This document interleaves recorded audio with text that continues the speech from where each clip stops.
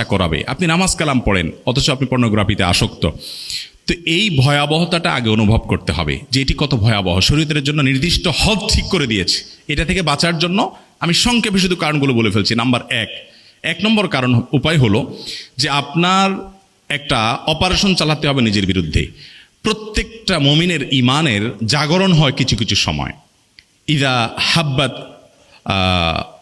রুহুল ইমান ও রিহুল ইমান, যখন ইমানের হাওয়া বাতাস ভেতরে বইবে, আপনি অনুভব করবেন, আপনি তখন সিদ্ধান্ত নিতে হবে, একটু কঠিন সিদ্ধান্ত, যে আমার মোবাইলটাকে আমি ফরম্যাট দিয়ে দিব, আমি বাটন ফোনে চলে যাব মাত্র 3 মাসের জন্য। এই প্রেসক্রিপশনটা আমি দিচ্ছি, মাত্র 3 মাসের জন্য আপনি বাটন ফোনে চলে যান, আপনি কোনো স্মার্টফোন রেখেন না হাতে।